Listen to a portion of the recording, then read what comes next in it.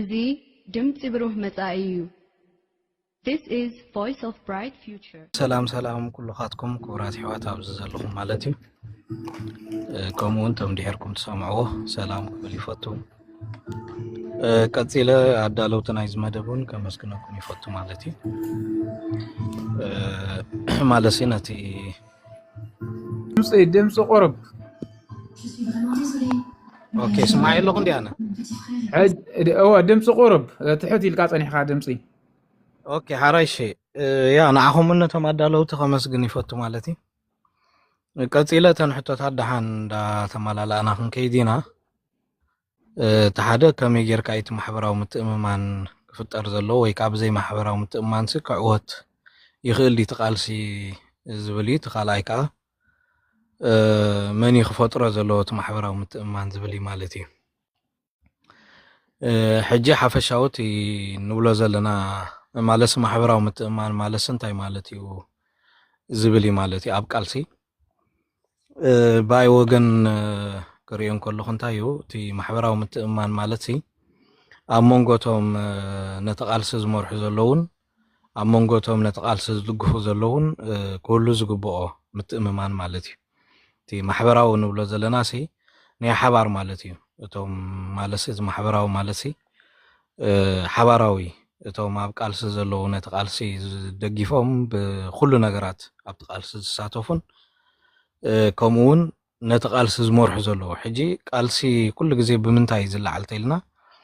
ቃልሲ ከም ሽሙሲ ምቅላሲ ወላ ሓንቲ ንዝተፈላለየ መንገድታት ክትቃለስ ትኽእል ኢኻ ማለት ነዚ ንብሎ ዘለና ቃልሲ ጥራይ እውን ዘይኮነስ ሂወት ንበዓላስ ቃልሲ እያ ማለት እዩ ደቅኻ ክትዕቢ ትቃለስ ኢኻ ገዛ ክሰርሕ እውን ትቃለስ ኢኻ ናብራ ክትገብር ኩሉ ሓፈሻዊ ማሕበራዊ ሂወትናስ ኩሉ ግዜ ቃልሲ ካብዚ ናይ ማሕበራዊ ሂወት ፍልይ ዝበለ ቃልሲ ግን ናይ ወፃኢ ቃልሲ ኣሎ ማለት እዩ እዚ ናይ ወፃኢ ቃልሲ ኻኒ ኣብቲ ሃገር ይትብሎ ዓዲ ክትነብር እንከለኻ ነቲ ናይቲ ሃገር ፖለቲካ ዝሓዘ ወይ ስልጣን ዝሓዘ ስርዓት ንሱ ካብቲ ህዝባዊ ጥቕሚ ወፂኡ ኣብ ውልቃዊ ጥቕሚ ወሪዱ ነቲ ሃገር ናይ ውልቁ ገይሩ ነቲ ህዝቢ ኻኒ ኣብ ናይ ውልቁ ረብሓ ከውዕሎም ጀመረ ብዘይ ሕጊ ኩሉ ግህሰታት ኣብ ልዕሊ እቲ ህዝቢ ክገብር ጀመረ እቶም ወፃዓ ዘጋጠሞም ኣካላት ቃልሲ የልዕሉ እዮም ማለት እዩ ንምንታይ እዩ ንፍትሓዊ ዝኾነ ቃልሲ የልዕሉ ነቲ ኣብ ልዕሊኦም ዝወረደ ወፃዓ ኻኒ ንዑ ተቃዊሞም ነቲ ዝውፅዕ ዘሎ ኣካል ኣልዮም ሓደ ህዝባዊ መንግስቲ ንምትካል ቃልሲ የልዕሉ ማለት እዩ ሕጂ ብዛዕባ እዚ ቃልሲ ዚና ክንዛረብ ማለት እዩ ውልቃዊ ወይ ማሕበራዊ ወይ ካኒ ኣብ ማሕበራዊ ሂወትና መዓልታዊ ንገብሮ ቃልሲ ጥራይ ዘይኮነስ ንሓደ ፖለቲካዊ ለውጢ ንምምፃእ ዝግበር ቃልሲ ኣብዚ ከመይ ጌርካ ማሕበራዊ ምትእማን ዝፍጠር ወይ ካኒ ማሕበራዊ ብዘይ ማሕበራዊ ምትእማን ቃልሲ ክዕወት ይኽእል ንዝብል ናብ ካልእ ትንተና ከይኮትኩ ብዘይ ምትእምማን ቃልሲ ክዕወት ኣይክእልኒ ምክንያቱ ምትእምማን እንታይ ማለት እዩ እንተኢልና ምክንያቱ ነቲ ቃልሲ ዝመርሕ ከምዚ ከመይ ጌርና ንሕሰቦ ንኣብነት ናይ ሓባር ትካል ከነውፅእ ንደሊ ናይ ሓባር ድኳን ሕጂ ናይ ሓባር ድኳን ከነውፅእ እንከለና ንምንታይ ኢና ናይ ሓባር ድኳን ነውፅእ ምክንያቱ ካብ ዘለና ደረጃ ዕቤት ዝለዓለ ደረጃ ዕቤት ክልወና ማለሲ ንኣብነት ኣነ ተሓደ 4 ሰባሲ እንድሕር 10,000 እንተለናናስ ኣነ በዛ 10,000 ገይረስ ዝኾነ ክገብር ኣይክእልን እየ ስለዚ ሰለስቴና ወይ 4ቴና በዘን ዘለዋና ገንዘብ ጌርና ሓደ ትካል ነውፅእ ማለት እዩ ክንረብሕ ዕላማና እንታይ እዩ ነቲ ዘለና ገንዘብ መሊስና ክንውስኸሉን ሰሪሕና ከዓ ንክንዓቢ ማለት እዩ ሕጂ ኩላትካ እንድሕር 4 ኢኻ ኮይንካ ዘውፅኻዮ ትካል ኣብቲ ትካል ናይ ሓባር ዝኾነ ወፃኢታት ኣለካ እዩ ናይ ሓባር ዝኾነ ከዓኒ ጥቕምታት ኣለካ ማለት እዩ ሕጂ እንድሕር ካብዞም 4 ሓደ ቦይኑ ተፈልዩ ኣብቲ ድኳን እንድሕር ወይ ከዓ 2 ሰባት እቲኦም ዘይፈልጥዎ እቶም 2 ሰባት እንድሕር ክሰርቁን ወይ ከዓኒ ንኣብነት ኣብ ዕዳጋ ልኢካዮም ب10 قرش ዝገዝኡ እንድሕር ብዒስራይና ገዚእና እንዳሉ ንዓኻ ከተልሉኻ ጀሚሮም ንስኻ ኸ ነቲ ምትላል እንድሕር ክትፈልጦ እንድሕር ጀሚርካ ኣብ መንጎ ዞም 4 ናይ ሸቐጥ መሻርክቲ እቲ ምትእምማን ይጎድል ማለት እዩ ምክንያቱ እቲ ማሕበራዊ ምትእምማን ንብሎ ዘለና ብድሕሪ ንቅድሚት ክቕፅሉ ይክእሉን እዮም ሓቢሮም ሲ ሱፐርማርኬት ከውፅኡ ይክእሉን እዮም ሓቢሮም 2-3 ድኳን ክገብሩ ይክእሉን እዮም ምክንያቱ ኣብታ መጀመርያ ዝጀመርዋ እቶም 2 ሰባት ካብቶም 2 ናይ መሻርክቶም ወፂኦም ክሰርቁን ከዳናግሩን ጀሚሮም ኣለዉ ኣብ ቃልሲ ካልእ ከምኡ ማለት ሕጂ መጀመርያ ቃልሲ ክትብገስን ከለኻ ዕላማ ይድልየካ ንምንታይ ዕላማ ኢኻ ቃልሲ ተበግስ ዘለኻ እቲ ተበግሶ ዘለኻ ዕላማ እንድሕር ንፍትሒ እንድሕር ኮይኑ መጀመርያ ንስኻ እቲ ፍትሓዊ ዝኾነ እቲ ትካላዊ ዝኾነ ኣሰራርሓ እቲ ናይ ሓባር ዕላማሲ ንጹር ክኸውን ኣለዎ ናይ ሓባር ዕላማ ንጹር ክኸውን ኣለዎ ብፍላይ ከዓ ካብቲ ስኻ ትቃለሶ ዘለኻ ንኣብነት ሻዕብያ ዓማፅ እዩ ትካላዊ ሰራርሓ ከዓኒ ኣይክተልን እዩ ኩሉ ግዜ ኣብ ሻዕብያ ኩሉ ምስጢር እዩ ማለት እዩ ኩሉ ምስጢር እዩ ብፍላይ ቶም ኣብ ቅድሚ ዘለዉ ዝመርሕዎ ብዛዕባ ናይ ሃገር ገንዘብ ይኹን ፀጋታት ይኹን ብሙሉእ እቲ ንህዝቢ ዝምልከትን ንህዝቢ ክሳይን ግሉፅ ኣይገብሮን እዩ ንሳቶም እዮም ዝጥቀምሉ ንሳቶም እዮም ዝረብሕሉ ማለት እዩ ሕጂ ብከምዚ ምክንያት እቲ ማሕበራዊ ምትእምማን ክፍጠር ኣይክእልን እዩ ምክንያቱ ነቶም ንስኻ ትልእኾም ወይ ነቶም ቃልሲ ንመራሕ ኣለና ኢሎም ዝመፁ ሰባት እንድሕር ግሉፅ ዝኾነ ዕላማ እንድሕር ዘይብሎም እንታይ ክገብሩ እዮም ዝቃለሱ ዘለዉ እንታይ ከምፁ እዮም እንታይ ዓይነት ረብሓ እዮም ክፈጥሩ እዚኣ እቲ ሓንቲ ማለት እዩ ስለዚ ብሕፅር ዝበለ ግን ናብታ ቀዳመይቲ ሕቶ ናይ መደምደምታ እንታይ እዩ ብዘይ ማሕበራዊ ምትእምማንቲ ቃልሲ ክዕወት ይኽእል ዲ እንተኢልና ክዕወት ኣይክእልን እዩ ምናልባሽ እቲ ቃልሲ ውሑዳት መሪሖሞ ብናይ ብዙሓት ደም ብናይ ብዙሓት ረሃፅ ብናይ ብዙሓት ገንዘብ ነቲ ቃልሲ ክዕውትዎ ይኽእሉ እዮም ንየናይ ቃልሲ ግን ዝዕወት ናይ ሓባር ቃልሲ ይኮነን ዝዕወት ናይቶም ውሑዳት ዕላማ እዩ ዝዕወት ማለት እዩ ንኣብነት እንድሕር ኢልና ሕጂ ናይ በዓል ኢሳያስ ዕላማ ተዓዊቱ እዩ ናይ በዓል ኢሳያስ ዕላማ ሲ ኢሳያስ እንድሕር ርኢናዮ ኣብ ጀብሃ ነይሩ እዩ ካብ ጀብሃ ወፂኡ ሰልፊ ናፅነት ገለ ትብል ኣምፂኡ ብድሕሪ ህዝባዊ ሓይልታት ዶ ገለመታት ዶ እቲ ተን 3 ዝነበራ በትሳቶም ዝብሉና ማለት እዩ ቀፂሎም ህዝባዊ ግንባር ዝብል ኣምፂኦም ማለት እዩ ሕጂ ኣብዘን ኩለን ከይድታት እንተርኢና ኢሳያስ ካብቶም ቀዳሞት መራሕቲ ነይሩ ካብቶም መራሕቲ ጥራይ እውን ዘይኮነሲ ነቲ እሱ ዝምስርቶ ዝነበረ እንታይ ዝበሃል ቀንዲ ተፀዋዕን ኣብ ውሽጢ ኮይኑ ነቲ ክሳይሲ ዝመርሖ ዝነበረ እዩ ካብኡ ሓሊፉ እውን ታሕብእቲ ሰልፊ ትበሃል ኣምፅኡ ከዓኒ ምስኡ ንዘይሰማምዑ ሰባት እንዳቐንፀለ ሕጂ እንታይ ዘርእየካ በቃ ኢሳያስ በዓል ዕላማ እዩ ነይሩ ንሱን ከምኡ ዝኣመሰሉ ካልኦት ሰባት ግን ቀንዲ ንሱ እቲ ናቱ ዕላማ ነይርዎ ሕጂ እቶም ካልኦት ብዙሓት ኣብኡ ዝነበሩ እንተርኢናዮም ግን ዕላማኦም ከኣሶም ከዓ ካልእ እዩ ነይሩ በቃ ንህዝቢ ናፅነት ከነምፅእ ገለ ዝብሉስ ነይሮም ኣብቲ ውሽጢ ግን ናይ ብሓቂ ነቲ ቃልሲ ይመርሖ ኣለኹ ዝብል ዝነበረ መሪሕነትን ነቲ ቃልሲ ንክዕወት ዕንጨቲ ኮይኖም ዝነዱ ዝነበሩን ዕላማኦምን ድሌታቶምን በበይኑ እዩ ነይሩ ስለዚ ሕጂ እቲ ቃልሲ ብከምዚ ንብሎ ዘለና ክዕወት ይኽእል እዩ ግን መን እዩ ዝዕወት እንተኢልና እቲ በዓል ዕላማ ይዕወት ነቲ ዕላማ ብዝግባእ ዘይተረድአ ትሚሉ ብስምዒት ዝጓዓዝ ዝነበረ ከዓ ግዳይ ይኸውን ማለት እዩ ስለዚ ቃልሲ ብዘይ ማሕበራዊ ምትእምማን ክዕወት ኣይክእልን እዩ ሕጂ እቲ ማሕበራዊ ምትእምማን ንብሎ ዘለና ክውስኸሉ ኣብቲ ስኻ ትገብሮ ዘለካ ቃልሲ ኩሉ ንጹር ክኸውን ኣለዎ ካብቲ ዝደቐቐስ ጋዕቲ ዝዓበየ እቲ ነቲ ቃልሲ ዝመርሕ ዘሎ ነቲ ቃልሲ ከዓ ዝደጊፉ ኩሉ ነገራቱ ዝህብ ዘሎ ሲ ብዛዕባ ኣብቲ ቃልሲ ዘሎ ግሉፅ ክኸውን ኣለዎ እቲ ዕላማታት ንበሎ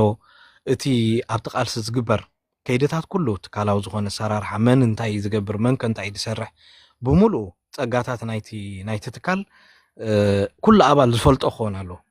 እምበረይ ውሑዳት ነቲ ትካል ዝፈልጥዎ እቶም ካልኦት ግን ሰዓብቲ ጥራይ ዝኾኑ እንተኮይኖም ማሕበራዊ ምትእምማን የለን ማለት እዩ ማሕበራዊ ምትእምማን የለን ማለት እዩ ምክንያቱ ማዓሲ ዝፈርስ እንተኢልኩምኒ ኣብነት እውን ከምፀልኩም ይኽእል እየ ናብ ሻዕብያ ናብ ገለ ከይከድናስ ኣብዚ ናይ ብርጌድና ሓሙድ ክንሪኦ ንኽእል ኢና ማለት እዩ ብዙሓት ነቲ ቃልሲ ክዕወት ደልዮም በቃ ኩሉ ግዜኦም ገንዘቦም ገለ ትሚሎም ይህቡ ነይሮም ማለት እዩ ድሓር ግን ምስ ግዜ እቶም ነቲ ቃልሲ ንመራሕ ኣለና ኢሎም ገንዘብ ዝቕበሉ ዝነበሩ ካልእ ነገራት ዝቕበሉ ዝነበሩ ግን ኣብቲ ነቲ ህዝቢ ማሕበራዊ ምትእምማን ኣይፈጠሩሉን ኣይፈጠሩ ምክንያቱ ተስተዋህቦ ገንዘብ ድዩ ተስተዋህቦ እምነት ድዩ ተስተዋህቦ ሓላፍነት ድዩ ኣብስ እሙናት ኮይኖም ኣይተረኽቡን ስለዚ ብዙሕ ሰብ ሽዑ እንታይ ኢሉ በብ ሓደ ሰብ ሓደ ኮይኑ ብዙሕ ሰብ ኣበየሎ ገንዘብና ኣበየሎ ተቃልሲ እንታይ ትገብሩ ኣለኹም ናበይ ትኸዱ ኣለኹም ገለ ክብል ምን ጀመረ ክህረም ጀሚሩ ማለት እዩ ስለዚ ኩሉ በብ ሓደ ነቶም ነተቃልሲ ዝመርሕዎ ዘለዉ እሙናት ስለ ዘይኮነ እንዳገደፎም መፅዩ ማለት እዩ እንዳገደፎም መፅዩ ገሊኦም ግን ዘይተረድኦም ስጋዕ ዝቆርብ ግዜ ክኸዱ ፀኒሖም ማለት እዩ ኖ በቃ ቀሲልካ እኮ እዩ ብታሕቲ ዘይተሓትት ብትካል ዘይተሓትት ብከምዚ ዘይተሓትት ከምዝባኢ እንዳበሉ ዘይተረድኦም ማለት እዩ መወዳእታ ከዓኒ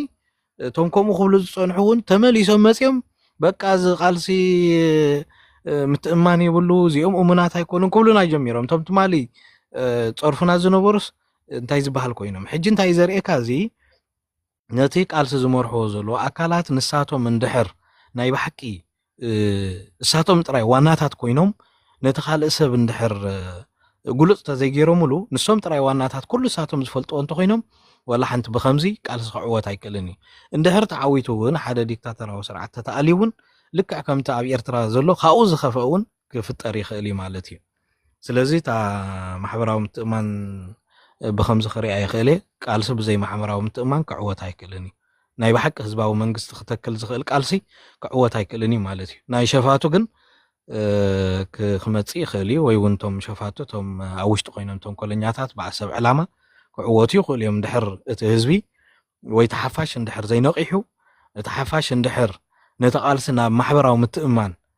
ክወስድ ዝኽእል እንድሕር ዘይገይሩ ከብል ኣይክእልን እዩ ስለዚ ድሓ ናብ ካልኦ ስለንውስኾ ከየብል ከየንውሖ ኣብታ ካልአይቲ ግን እንታይ እዩ መን እዮም ነቲ ማሕበራዊ ምትእማን ክፈጥርዎ ዘለዎም እንተኢልና ክልቲኦም ነቲ ቃልሲ ዝመርሕዎ ዘለውን ነቲ ቃልሲ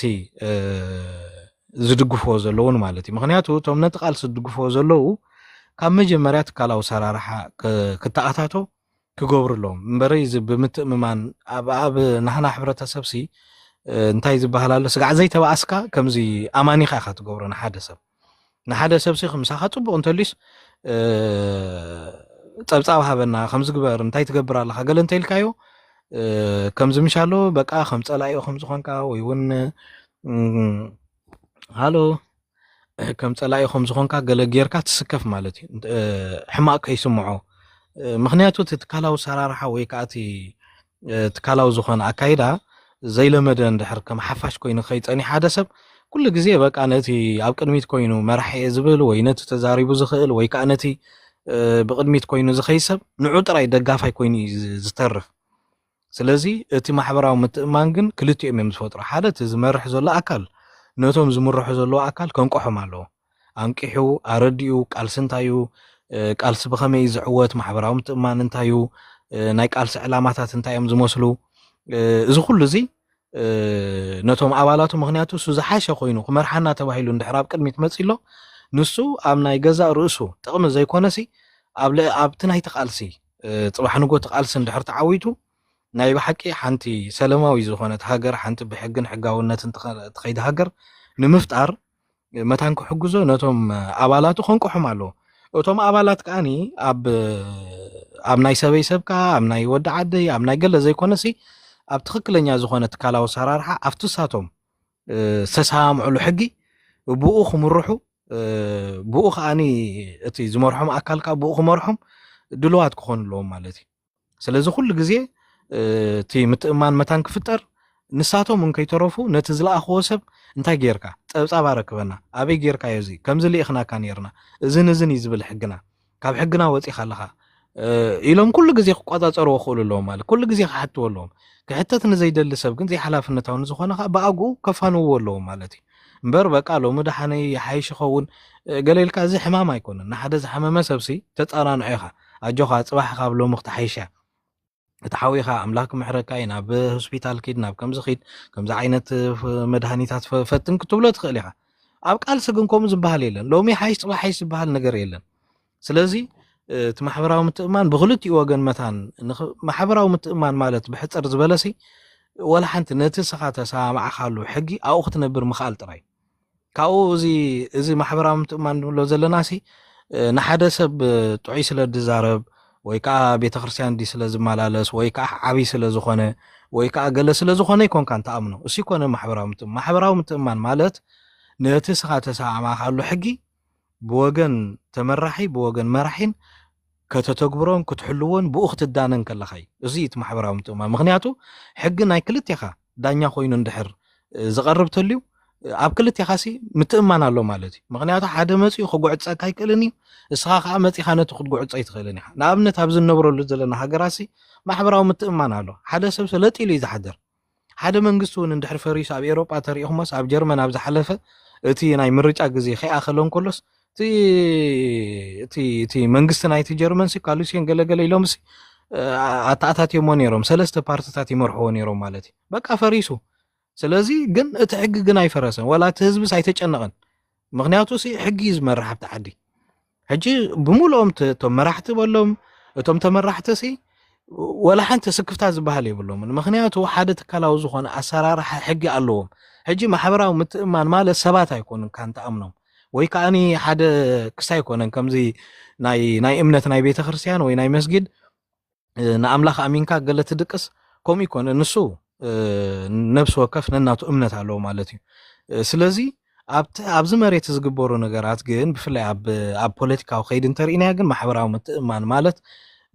እቲ ሕጊ እዩ ማለት ስለዚ ንሕና ሕጂ ሕጊ ክንፈጥር ክንክእል ኣለና ማለት እዩ ሕጊ ንኩላትና ክዳንየና ዝኽእል ኩላትና ከዓ ክንግዝኦ ንኽእል ሕጊ ክንፈጥር ኣለና ማለት እዩ ስለዚ መን እዩ ዝፈጥሮ ከዓ ዝንተይሉ ሓደ ንቕሓት እዩ ዝፈጥሮ ሰብ ክነቅሕ ኣለዎ ሕጊ እንታይ እዩ ሕጊ እንታይ እዩ ዝጠቕመካ ፖለቲካዊ ቃልሲ ብኸመይ ዝዕወት ዝብል እዚታት ክንፈልጥ ክንክእል ኣለና ካብዚ ሽዑ ሕጊ ንፈጥር ንሰባት ኣሚንና ደይኮንና ክንድቀሲ ሽዑ ነቲ ሕጊ ምክንያቱ እቶም ዝመርሑ ሰባት ተኣኪቦም መፅዮም ብዕስለ ኮይኖም ወይ ብግሩፕ ኮይኖም ከጥቅዕዎም ኣይክእሉን እዮም ምክንያቱ ነብሲ ወከፍ ሰብሲ በቲ ሕጊ ከይጅምር ማለት እዩ እቲኦም ዝመርሑ ከዓኒ ነቲ ካልእ ሰብ ብግሩፕ ኮይኖም ድዮም ወይ ከዓኒ ጠቢሮም ድዮም ገለሲ ከሽክዕዎ ይክእሉን እዮም ማለት እዩ ስለዚ እዚ ክንሪኦ ንኽእል ኢና ማለት እየ ብዝኾነ ይቐኒለይ ኣነ እዚ ኣኽለኒ ኦኬ ታንክ ዩ እስከ ካልእ እውን ከምኡ ተመሳሳሊ ሕቶ ክህልወና እዩ ግን ካብኡ ከይወፃእና ተን ቁሩብ ብርህ ክብል ምእንትን ሕቶ ከቕርበልካ ንኣብነት እዚ ሓደ ሕብረተሰብ ወይ ብሓንቲ ሃገር ይኹን ኣብ ቃልሲ ሓሰብቲ ሰባት ኣለዉ እቶም ሓሰብቲ ሰባት ውሕዳት ብቅድሚት ዝመርሕዎ ንሳቶም ደይኮኖም ነቲ ሕማቕን ፅቡቕን ክፈጥሩ ዝኽእሉ ህዝቢ ዝሃብካዮ ደይኮነን ዝቕበል እስከ ቁሩብ ኣብኡ ኣብቲ ናይ ልክዕዩ ኣብቲ ናይ ማሕበራዊ እምነት ትካላዊ ተሓታትነት ፅቡቕ ኣምፂኻ ኣለካ ኣብኡ እቲ ተሓታትነት ይኸረጋገፅ ኣለዎ ዝብል ንፁር እዩ ንሱ ኣብቲ ናይ መን ክፈጥሮ ኣለዎ ዝብል ግን ህዝቢ ሕማቕን ፅቡቕን ዝሃብካዮ ደይኮነን እዩ ዝቕበል እስከ ንዓኣ ቁርብ ኣነፅር ብላህ ገድፈልካ ንዓኣ ማለት እዩ ኦኬ ኣብቴጋ وحجة تهزبي نبلا زلنا يفعل عليه تهزبي نحفاشن أوكي حفاش ذهب كايز قبل زي تذكر علىها حفاشنا أمنت زي شعبيان دحرينا يو حفاش فتيرة انتا يمزولها ولا زو ما بزدق خوينهم تمرتو نزلوهم بناي شعبيا التحساس باز زتورورون تاريخ يمسي زخلو قبن تفتي ما بيرتراس انتا يمزولها بقى منقستنا ኢና ንጽበ መንግስትና ዝበለና ኢና ንቅበል ገሊኦም ዝብሉኻ ማለት እዩ እጅ ገሊኦም ኮነ ኢሎም ብጥቕሚ ወይ ብፍርሒ ኮኑ ይኽእሉ እዮም እንዳፈለጡ ማለት እዩ እቶም ዝበዝሑ ግን በቲ ናይ ሻዕብያ ተሓሳስባ ዘበሉ እዮም መንግስቲ ሲ ዝሃበካ ኢኻ ትቕበል ንሳቶም እዮም ዝፈልጡልና ካብኦም ንላዕሊ ዲኻ ንኤርትራ ተሓልየላ ካብኦም ንላዕሊ ዲኻ ንህዝቢ ኤርትራ ተሓልየሉ ንሳቶም እኮ ንህዝቢ ኤርትራ ዝተቃለሱሉ እዮም ዕድመ ንእስነቶም ዝሃብሉ እዮም ስለዚ ስለዝፀገሞም ስለዝሸገሮም ይንበር ንኤርትራስ ኣብ ዝብፃሕ ከብፅሕዋ እውን ይደልዮም ገለ ዝበሃል ኣሎ ሕጂ ስለዚ እዚ እንታይ እዩ እቲ ሓሳባይ ንብሎ ወይ እቲ ናይ ሓሳብ እዚ ንብሎ ዘለና ሓሳብ ይኮ ዘቕርብ ንሓንቲ ሃገር ወይ ንሓደ ንኣብነት ኣብቲ ናይ ቃልስኒ ኢና ንዛረብ ዘለና ንቃልሲ ይኹን ወይ ንሓንቲ ሃገር ዝመርሓ ሕጊ እዩ ዝመርሓ ነቲ ሕጊ ዘውፅኡ ወይ ከአፍቲ ፖለቲካዊ ኸይዲ ፖለቲካዊ ውሳኔታት ንኣብነት ሓንቲ ሃገር ምስ መን እያ ክትብል ውሽጣዊ ናይቲ ሃገር ምዕባለ ከመይ ክኸውን ዘለዎ ኣብ ምህዞ ድዩ ኣብ ቅርፂ ኣብ ትሕቲ ቅርፂ ናይቲ ሃገር ድዩ ኣብ ፀጋታት ናይቲ ሃገር ከመይ ጌርካ ትጥቀመሉ ኣብ ቴክኖሎጂ እንታይ ዓይነት ስትራቴጂ ትጥቀም እዚ ኩሉ እዚ ናይቲ ሃገር ውሽጣውን ደግያውን ፖለቲካዊ እንታይ ዝበሃላ ተቢልና እቶም ሓሰብቲ ንብሎም ዘለና ኢና እቶም ሓሰብቲ ግን መን እዩ ዝመርፆም እንተኢልና ህዝቢ እኮ ዝመርፆም ህዝቢ እኮ እዚኣቶም ክመርሑና ይኽእሉ እዮም እዚኣቶም ኢሉ የብል ግን ኣብ ሓንቲ ሃገር ሕጊ ዝመርሕ ንኣብነት ሓደ መራሒ ከመይ ክኸውን ከም ዘለዎ ሓደ ሚኒስተር ክኸውን ዘለዎ ሓደ ገለ ክኸውን ዘለዎ ከመይ ክኸውን ከም ዘለዎ ሕጊ ይወፅእ እኮ እንታይ ዓይነት ደረጃ ትምህርቲ ክህልዎ ከም ዘለዎ እንታይ ዓይነት ፀጋታት ክህልዎ ከም እንታይ ዓይነት ብቕዓት ከም ዘለዎ እቲ ሕጊ ንዕኡ እውን ዝውስነሉ ማለት እዩ እቲ ሕጊ ከመን እዩ ዘውፅኦ እንተኢልና ህዝቢ ዘውፅኦ ህዝቢ ብምሉእ ህዝቢ ይሳተፈሉ ማለት እዩ ህዝቢ ተሳቲፍሉ የድምፀሉ ዲሞክራሲ እንተሪኢና ሕጂ ብክልተ ገባብ እዩ ዝፍፀም ሓደ ቀጥታዊ ዝኾነ ዲሞክራሲ ማለት እቲ ህዝቢ ብቀጥታ ኣብ ሕጊ ክኸውን ይኽእል እዩ ኣብ ካልእ ብፌደሬሽን በትባ ሪፈረንደም ንብሎ ብቀጥታ ክሳተፍ ይኽእል እዩ ኣብቲ ናይቲ ሃገር ውሳኔታት ማለት እዩ ብካልኣይ ወገን ንብሎ ዘለና ከዓኒ እቲ ዲሞክራሲ ንብሎ ዘለናስ ብቀጥታ ዘይኮነስ ብተዘዋዋሪ ህዝቢ ወከልቱ ሰዲዱ ኣብቲ ናይቲ ሃገር ባይቶ ይሳተፍ ማለት እዩ ሕጂ ነቲ ኣብ ባይቶ ኮይኑ ዝውስን ዘሎ መን ይመሪፅዎ ተልካ ህዝቢ እኮ ይመሪፅዎ ብዘይ ናይ ህዝቢ ውሳኔ ብዘይ ናይ ህዝቢ ተሳትፎ እቲ ሓሳብ ንብሎ ዘለና እቲ ዶክተር ንብሎ እቲ ፕሮፌሰር ዲገለሲ ዋላ ሓንቲ ክገብር ኣይክእልን እዩ ምክንያቱ ህዝቢ ዘይመረፆ ህዝቢ ዘየድመፀሉ ከብል ኣይክእልን እዩ ማለት እዩ ስለዚ ኣብ ፖለቲካ ጥልቂ ኣቲና እቶም ኣብቲ ሃገር ዘለዉ ርእሰ ማል ዘለዎም ድዮም ሃፍታማት ድዮም ካልእ ድዩ ኣብቲ ሃገር ፅልዋታት ኣለዎም ደተኢልና ኣለዎም ንሳቶም ኣብቲ ቁጠባ እውን ፅልዋታት ዘለዎም ካብኡ ሓሊፉ ግን ኣብ መሰል ናይ ወዲ ሰብ ድዩ ኣብ ምትእምማን ድዩ ኣብ ምትሕስሳብ ድዩ ኣብ ትካላዊ ሰራርሓ ዲ እንተኢልና ግን ናይቲ ሃገርን ናይቲ ህዝብን ናይ ኩሉ ውፅኢት እዩ ደኣ እምበር እቶም ሓሰብቲ በይኖም ዝገብርዎ እንተልዮም ግን ብጀካ ኣብ ኣፍሪቃ ብፍላይ ኣብ ሻዕብያ ኣብ ካልእ ኣይሰርሕን እዩ ማለት እዩ ሕጂ ብዙሕ ግዜ እዚኣ ከም ሕቶ እውን ትቐርብ እያ ኣብዚ ዘለናዮ ሃገራት እንተሪኢና ተሳትፎ ናይ ህዝቢ ማዕረቶም ሓሰብትን ማዕረቶም ፀለውትን ንብሎም ዘለና እዩ ማለት እዩ ብዘይ ናይ ህዝቢ ተሳትፎ ኣብ ዝኾነ ክሳያት ክኸውን ኣይክእልን እዩ ማለት እዩ ምናልባሽ ብረት ተኮይና ማለት እዩ ኦኬ ታንክ ዩ እቲ ሕቶ ዳርጋ ኩሉ ተመሳሳሊ እዩ ናብ ካልእ ምስ ንሰግር ሻዕብያ ዝጥቀመሎም ስልትታት ህዝቢ ኤርትራሲ ምትእምማን ንኸይእሉ ወይ ዝሕጂ ማሕበራዊ ምብጥጣስ ኣጋጢሙ ዘሎ ሻዕብያ ዝጥቀመሎም ስልትታት እንታይ እዮም ነዚ ሕጂ ኣብዚ ኩሉ ውዲቑና ዘሎ እቲ ጠንቂ ኮይኑ ዘሎ ንስ እዩ ማሕበራዊ ምትእምማን ከይህሉ ማሕበራዊ ምትእምማን እውን ተበጣጢሱ ኣብ ዓዲ እውን ምትእምማን ስለዘየለ እዩ ሰባት እግረ የውፅኒ ነብሱ ጥራሕ ከድሕን ፋሕፋሕ ኢልና እሞ እቲ ንሱ ዝጥቀመሎም ስልትታት ማሕበራዊ ምትእምማን ነብዚ ከውድቐና ዝኸኣለ እቶም ቀንዲ ዝጥቀመሎም ሜላታት ሻዕብያ እንታይ እዮም ትብል بيني حانت حتم ساخو سخكاله تماسالت نديا كن نبات مسامل اوكي صبا ثانك يو ما يصير بحبش كان تصبو يا تصبو تقصلها بزحون تقيسكها كن طلق الكاسي ابناي دنبقاسي ايتراوانسي تمسرتو محبره متمان سالو ولا تبل ما يصير حد تتقراسسي متمان لنا دو تبل بيني رديت نتقين ثانك يو اوكي ثانك يو ورات حوات حراشي هو تي تقدمي تبلك يافتيغا تي شعبيا ዝጥቀመሉ እንተርኢናዮ ናይ ነዊሕ ዓመት ተመክሮ ስለ ዝኾነ ኩላህና ብዝያዳ ንፈልጦ ኢና ሓፈሻው ግን ክንደጋግሞ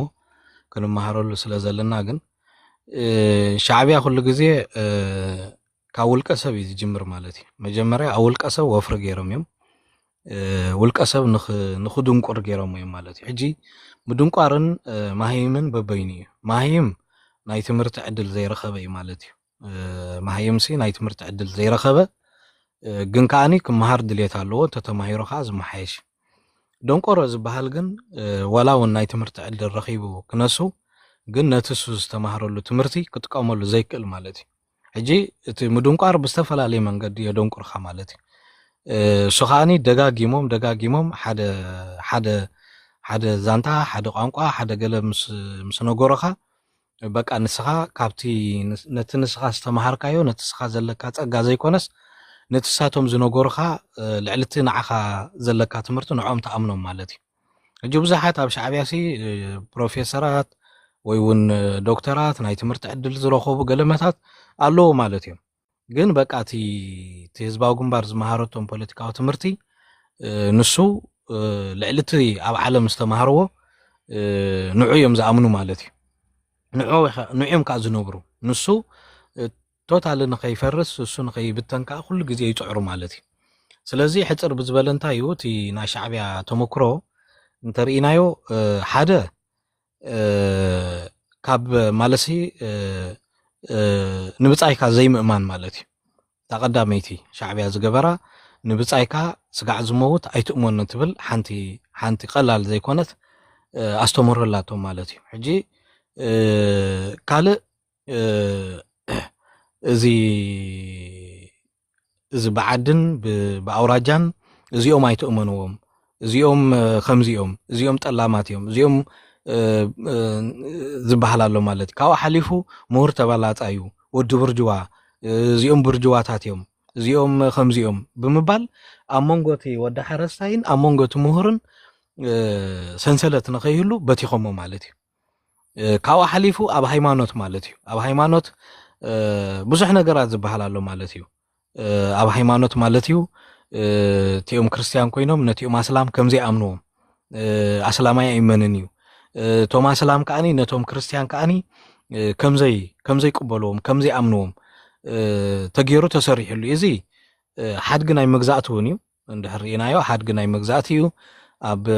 ናይ ጣልያን ይኹን ኣብ ናይ እንግሊዝ ይኹን ብፍላይ ኤውሮጳውያን ዝተጠቐሙሉ ስትራቴጂ ማለት እዩ ምክንያቱ ንኣፍሪቃ ፈላሊና ክንገዛእቲ ኮይና እቶም ሓደ ዝኾኑ ሕብረተሰብ ከም ክልተ ሕብረተሰብ ጌርና ክንገዝኦም ኣለና እቶም ሃይማኖታት ነንሕድሕዶም ከምዘይ ተኣማመኑ ሕጂ እዚ ኩሉ ናቱ እንታይ ዝበሃል ኣለዎ እዩ ሻዕብያ ከዓኒ ልክዕ በቃ ምሻላ ኣብ መቃቂራት እታ ፀብሒ እንታይ ጌራታ ማለት እዩ ወሲኻትላ ማለት እዩ ስለዚ እንድሕር ርኢናዮ ኣብ ሻዕብያ እንተርኢናዮ ገሊኦም በቃ ምሻሎ በቃ እሙናት ኣገልገልቲ ኣለዉ ገሊኦም ከዓኒ እንዳፈለጡ ብፍርሕን ብራዕድን ንሻዕብያ ዘገልግሉ ኣለዉ ሕጂ ሻዕብያ ካ ትፈላለዮም እያ ማለት ቶም እሙናት ኣገልገልቲ እንተሪኢኹሞም ብፍላይ ኣብ ዝሓለዋ ሰውራድዩ ኣብ እስር ቤት ኣዲ ኣብ ገለ ኮይኖም ንሻዕብያ ዘገልግልዋ እንድሕር ርኢና ናይ ሓቂ ናይ ልቦም እዮም በቃ ናይ ልቦም እዚኦም ከዳዓት እዮም እዚኦም ጠላማት እዮም እዚኦም ከምዚ ኢሎም ምሽ የምፅሎም ናይ ልቦም በቃ ይቆጥቅጥዎም ይቀትልዎም ሕጂ ከምኡ ብምግባሮም ኣይጣዓሱን እዮም ምክንያቱ ንሓደ ከዳዕ ንሓደ ጠላም ወይ ከዓ ንሓደ ሰላይ ንሓደ ገለ ጃሱስ ገለ ዝበሃል ኣሎ ኣብ ሻዕብያ ማለት እዩ ንሓደ ጃሱስ ንሓደ ገለ መቕታልሲ ልክዕ ከም ሓደ ፀላኢ መቕታል እዩ ስለምንታይ ጃሱስ ኮይኑ መዓሲ ጃሱስ ኮይኑ ብኸመይ ጃሱስ ኮይኑ እንታይ መርትዖ ኣሎ ገለ ኢሎም ኣይሓቱን እዮም በቃ ንሶም ታቃል ጥራይ ምስ ደልዩ እዚ ጃሱስ እንታይ ኢሎሞ በቃ ንዑ የብሎ ሕጂ እዚ እንታይ ክኸውን ክኢሉ ማለት እዩ ዋላ ህዝቢ ኤርትራ እንድሕር ርኢናዮ እቲ ማሕበራዊ ምትእምማን ንብሎ ዘለና ክፍጠር ኣይከኣለን ምክንያቱ ተፈራሪሑ ወላ ብስድራ ቤት ማለት እዩ ወላ ብስድራ ቤት ሲ እቲ ሓደ ደጋፊ እቲ ሓደ ተቃውሞ ኮይኑ ማለት እዩ ሕጂ ወላ ብኤርትራ እንተሪኢኹሞ ሓደ ምስ ሓውሲ ብዛዕባ ጉዳይ ሃገርስ ከም ልቡ ክዛረብ ኣይክእልን ሓንቲ ዕላል ክዕለኩም ሲ ኣብ ሓደ ቦታስ ክልተ ሰብኣይን ሰበይትን ተጋደልቲ ቀደም ዝዕበይና ዝፈልጦም ሲ ኣብ ብገለ ትሚልና ናይ ሃገር ገለ ንካታዕ ነርናስ ሕጂ ቁሩብ ተናሃሂሮምስ እቲ ሰብኣይ ትሚሉ ማለት እዩ ታ ሰበይቲ በቃ ዳርጋ ክትበልዖ ደልያ ማለት እዩ ሕጂ ዳሕራይ ምስ ሰበልና ምስ ሰብኣይ ምስ ተራኸብናስ እንታይ ደኣ ገለገለ ኢልዮስ ኢልኒ ማለት እዩ እዚአን ይሕሊፈን ይባኻ ኢልኒ ማለት እዩ እዚአን ሲ ይሕሊፈን ይባኻ እንታይ እመና ኢልን ነታ ሰበይቱ ማለት እየ ሕጂ ማዕረ ክንደይ እቲ ዘይምትእምማን ምክንያቱ ሲ ሓደ ሲ ነታ ሰበይቱ ነታ ኣሚኑ ነታ ኣደደቁ ማዕረ ክንዲ ዝፈርሓን እንድሕር ዘይኣምና እንተኮይኑ ሲ ካብዚ ዝኸፍእ ነገራት የለን ሕጂ ሻዕብያ እንታይ ይፈጢሩ በቃ ኣብ ነንሕድሕዱ ሰብ ከምዘይ ተኣማመን እቲ ሓደ ነቲ ሓደ ኣሚኑ ክዛረቡ ይክእልኒ ስለዚ ኩሉ ነገር ሲ ኣብ ደገ ምስ ወፅኻ ይኸውን ትዕልለሉ ኣነ ዳ ይጥርጥረካ እንዴ ነይረ ኣነ ኮይ ፈርሐካ እየ ነይረ ወላ ኣብቲ ደቂ ሃዱኻ ኮይኖም ኣብቲ ሻዕብያ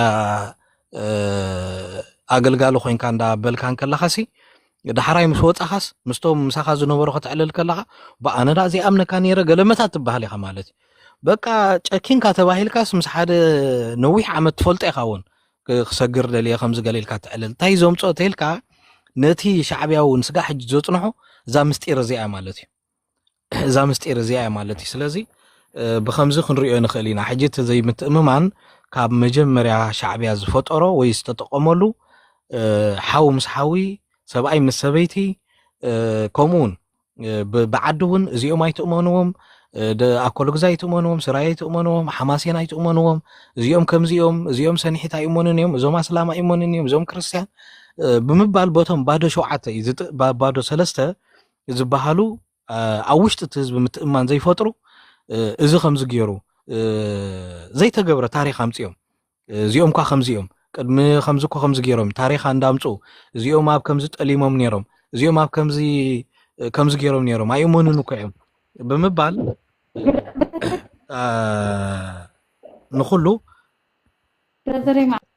ንኩሉ እንታይ ዝበሃል ብምግባር ዘይተኣማመን ገይሮም እዮም ማለት ካልእ ኣብታ ካልአይቲ ሕቶ ኣብታ ናይ ሓጉሻ ዘምፃኻያ እስኪ ንእሽተይ ያዘክረኒ ብዛዕባ እዚ ናይ ደንበ ተቃውሞ ዝብል ኣብ ደንበ ቃልሲ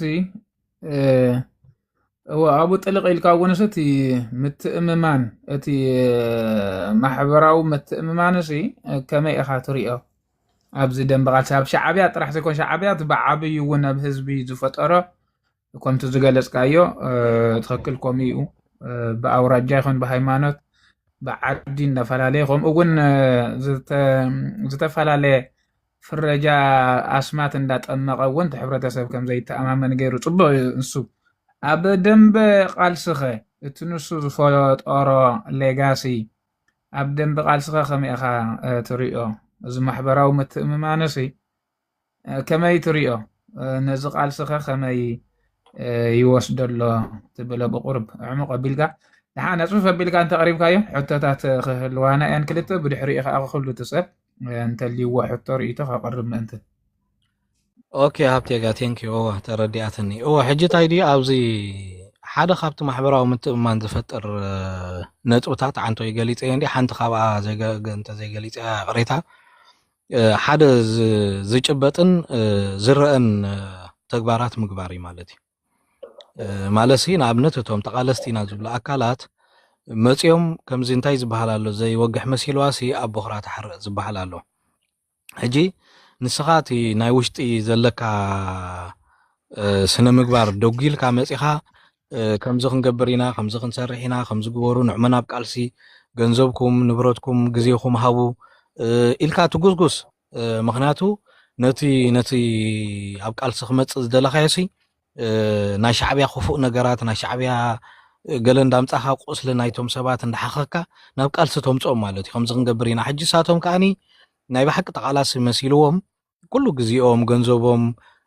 ኩሉ ነገራት ይቦኻ ማለት እዩ ሕጂ ንስኻ ከምቲ ክትብሎ ዝፀናሕኻ ኮንካ እንተዘይተረኺብካ ኣብ ዘረባኻ እምበር ብራዘር ሕጂ ክኸልፈካ ማለት እዩ ቅሬታ ኦኬ ድሓን ናይ ሕቶ መደብ ስለ ዘሎ ፀኒሐ ክትሓትት ትኽእል ኢኺ ካልእ ዘተፈለየ ርእቶ ተሊኩም ተብል ኢኺ መደብ ስለ ዘሎ ሕጂ ቅሬታ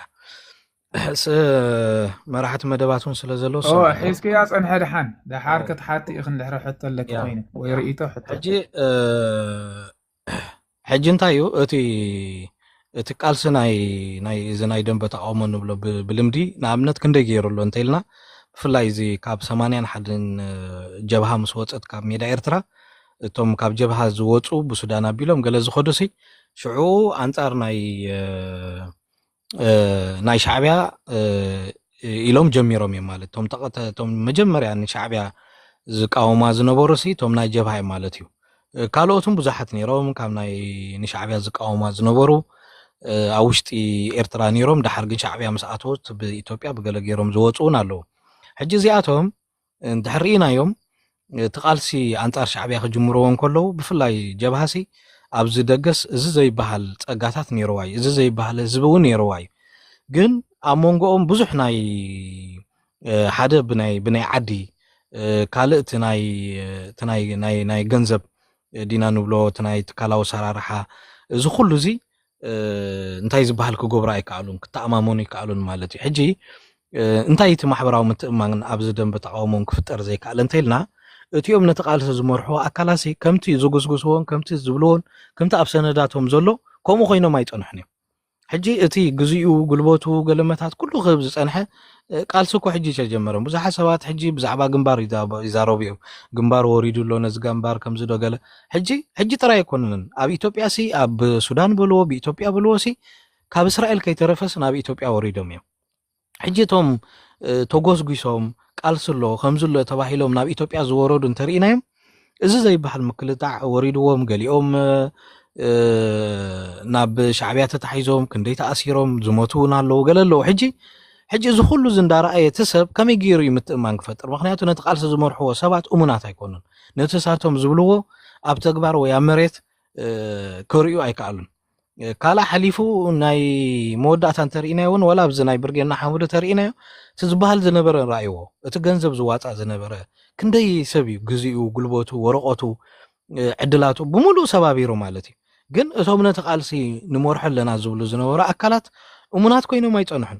ሕጂ ቃልሲ ክዕወ እንተኮይኑ ቃልሲ ምትእምማን ክፍጠር እንተኮይኑ እቲ ንስኻ ትብሎ ዝነበርካ እቲ ስኻ ትጉስጉሰሉ ዘለኻሲ ንሱስ ጌርካስ በቃ ከተርእዮ ኣለካ ማለት እዩ ንሱስ ጌርካ ከተርእዮ ኣለካ ማለት እዩ ስለዚ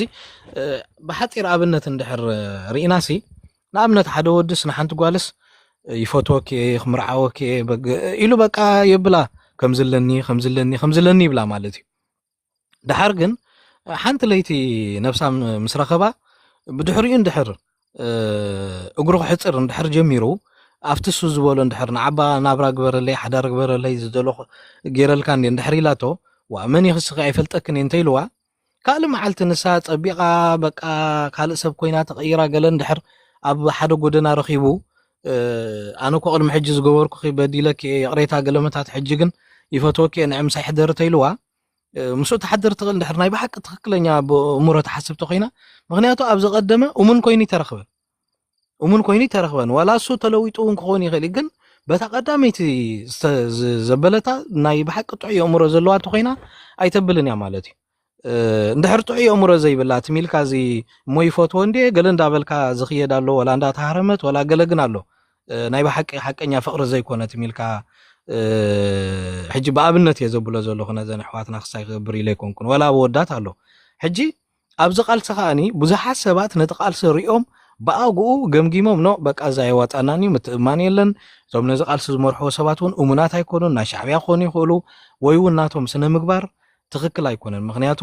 ንገንዘብን ንረብሓን ንውልቃዊ ዝና እንዳእምበር ነቲ ቃልሲ ብትክክል ክመርሕዎ ዝደልዩ ኣካላት ኣይኮኑን ኢሎም ካብቲ ቃልሲ ዝተኣለዩ ብዙሓት እዮም ማለት እዩ ገሊኦም ከዓኒ 7 ግዜ እናተሃረሙ 7 ግዜ እናተበሉ ኣብቲ ቃልሲ ገፈፍ ዝብሉ ኣሎ ስለዚ እዚታት ኣሎ ማለት እዩ ስለዚ እቲ ኣብ ደንቢ ተቃውሞ ዘሎ ምትእምማን ስለምንታይ ዘይተፈጠረ እንተኢልና ምክንያቱ ዝጭበጥ ወይ ከዓ ኣብ ባይታ ዝተረኣየ ነገር ስለዘየለ ማለት እዩ የለን ምክንያቱ ሲ እዚ ማለት ግን ቃልሲ ጠጠው ክብል ማለት ኣይኮነን በቃ ወፃዓ ስጋዕ ዘለውና ሰዓት ክንቃለስ ኢና ወፃዓ ስጋዕ ዘለውና ሰዓት ክንብልና ስርዓት ስጋዕ ዘይተኣለየ ሰዓት ሲ አንጻር ስርዓት ሙኻን ጠጠው ኣይነብልን ኢና ቃልሲ ከዓ እሱ እዩ ማለት እዩ ቃልሲ ማለት እንታይ ማለት እዩ በቃ ቃልሲ ማለት ከም ሽሙ እዩ እንዳተዓንቀፍካ እንዳወደቕካ ስጋዕ እንዳሞትካ እትኸዶ ከይዲ ማለት እዩ ምክንያቱ ካብዚ ዝሓለፈ ግን ክንመሃር ኢና ሕጂ ንዛረብ ዘለና ካብ ዝሓለፈ ሲ ቃልሲ ምትእምማን መታን ክፍጠር ከመይና ክንገብር ዘለና ንዝብል ግን ኣብ ዝቕፅል ወላ እንዳተመላልኣና ክንከይድና ስለዚ ኣብዚ ናይ ደንቢ ተቃውሞ ግን ስለምንታይ ምትእምማን ዘይተፈጠረ ተኢልና ምክንያቱ እቲ ኣብ ደንቢ ተቃውሞ ዝጉስጎስ ነገራት ብተግባር ኣብ ባይታ ስለዘይረአ ማለት እዩ ኣብ ባይታ እንድሕር ዘይተራእዩ ከመይ ጌርካ ኢኻ እሞ ንስኻ ኣብ ቃልሲ ኩሉ ግዜ እንዳተዓመፅካ ይትኸይድን ኢኻ በቲ ሻዕብያ ዓሚፅካ ክንደይ ኪሎሜተራት ሃዲምካ ናብዚ መፂኻ ኣብዚ ከዓኒ ናይ ከተማ ሸፋቱ ፀኒሖም ከዓ በቃ ገንዘብካ ግዜኻ ጉልበትካ ገለመታት ራስዮምካ ይኸዱ ማለት እዩ ሕጂ እቲ ናህና ሕብረተሰብሲ እንዳተበለ እዩ ዝኸይድ እጂ ትፀገም እንታይ መሲሉ ሓንቲ ወላ ዓንቶ ዘምፃኻይ ነርካ ቶም ሓሰብ ትገለገለሎ ኣብዛ ኣባና ግን ንኣብነት ኣብዚ ዝሓለፈ እንተሪእና ክንደይ ግዜና ርእቶታትና ሂብና ክንደይ ግዜ ዝኸይድ ዘሎ ትክክል ኣይኮነን ምትሕስሳብ የለን ሓላፍነት ዝወስድ ኣካል የለን እዚ መንእሰይ ኩሉ ጉልበቱ ገንዘቡ ይሂብ ኣሎ ተጠንቀቁ እንዳበልና መፂና ኢናኮ ስለዚ እንዳበልና መፂና ከምኡ ዝብል ርእቶ ዝነበረና ነርና ካብ መጀመርያ ማለት እዩ እጂ ኢልና ገለ ንምባል ኣይኮነን ግን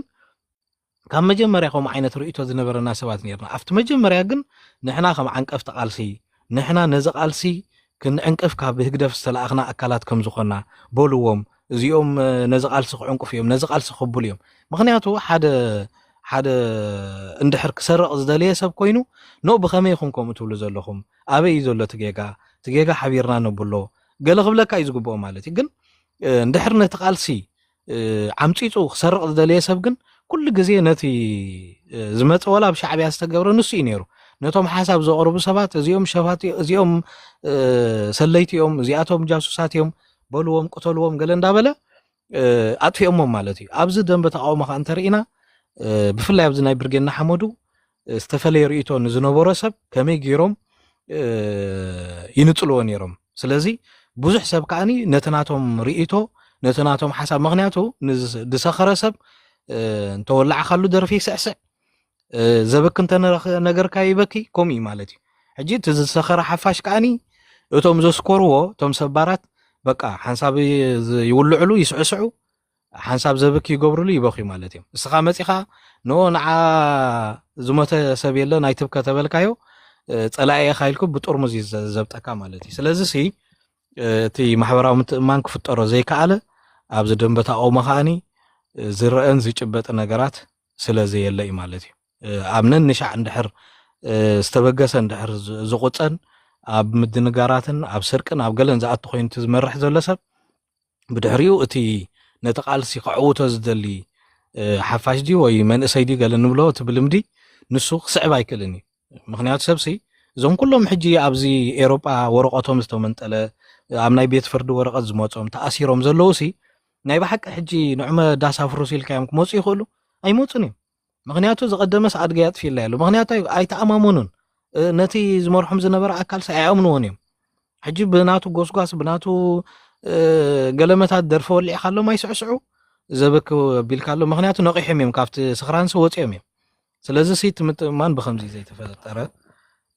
ብዝያዳ ናባኹም ከብሎ ክብራት ሕዋት ኣነ ይኣኽለኒ ይኸውን ይቐኒለ ኦኬ ተንኪዩ ቀድሚ ናብ ርእቶ ሕትታትና መስጋር ኣልግበ ቢለ ክልተ ሕትታት ኣለዋ ተመሳሰልቲ ሓንቲ እቲ ፖለቲካዊ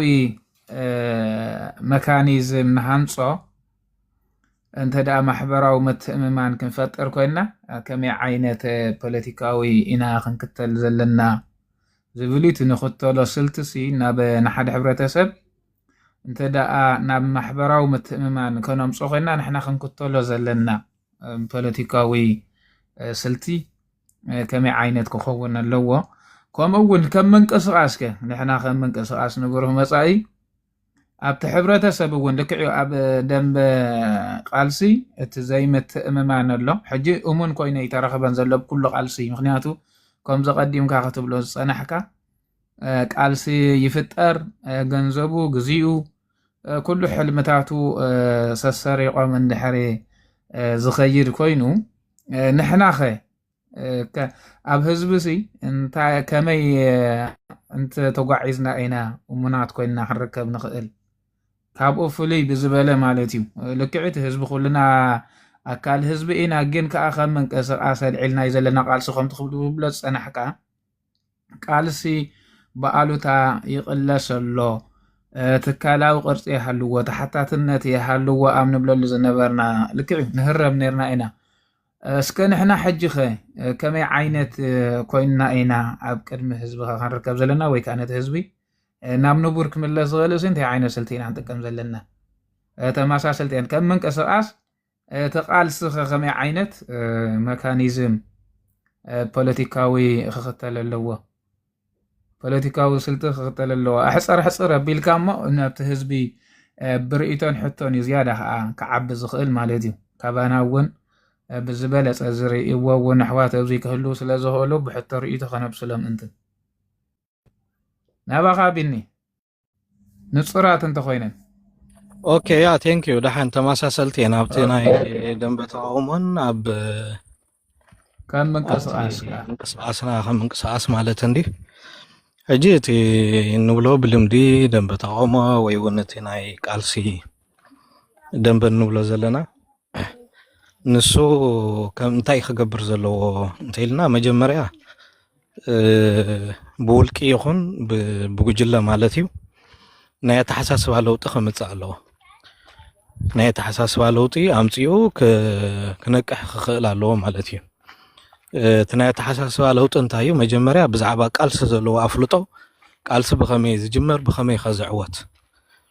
ንቃልሲ ዝዓውቶ ነጥብታት ከንታይ እዩ ኣገባብ ቃልሲ ከንታይ እዮም ኣበይ ኮይንካ ኢኻ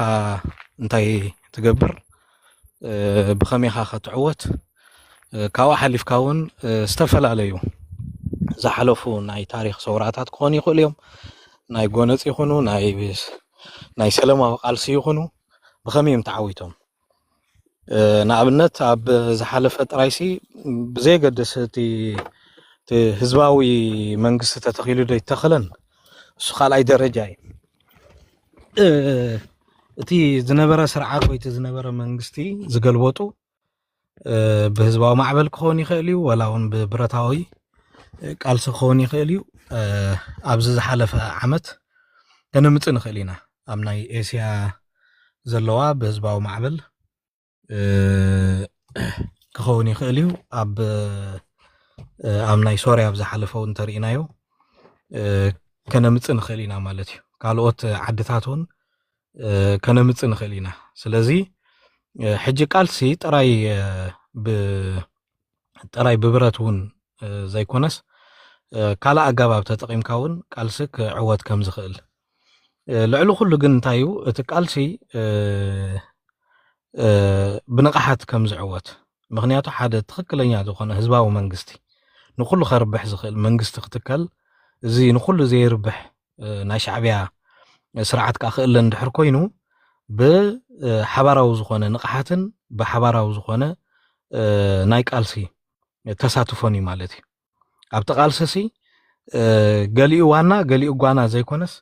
ኩላና ኣብቲ ቃልሲ ከም ዋናታት ኮይና ተቋጻጸርቲ ቃልስና ኮይና ክንሳተፍ ክንክእል ኣለና ማለት እዩ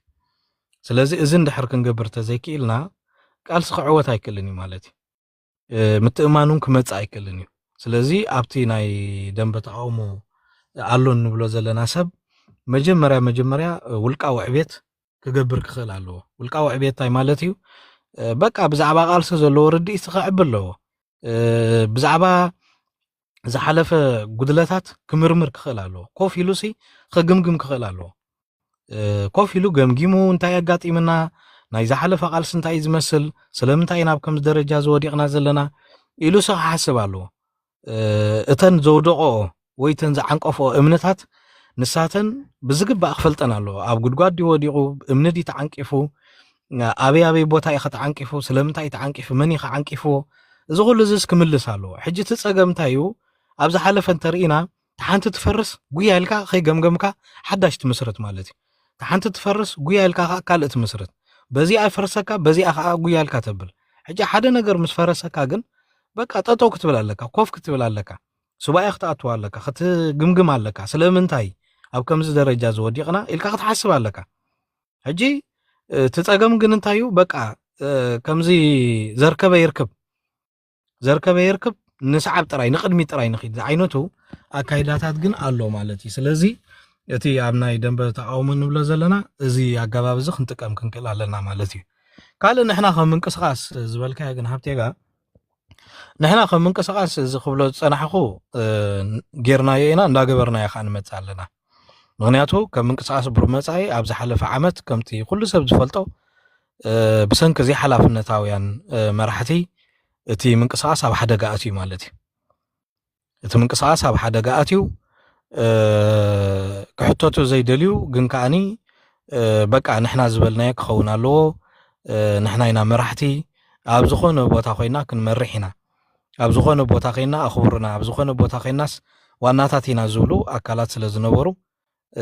بزي توسانيتات ناي بايتو يخون توسانيتات ناي تمنقصاص بعابي خاني توادد بانا مالتي حجي نحد خلت ولقسه ون زوهاب جيجا يكونن እቶም ሓደ ክልተ መራሕቲ ኮይኖም ዝነበሩ ከም መራሕቲ ኮይኖም ክገብርዎ ዝግብኦም ዘይ ምግባሮም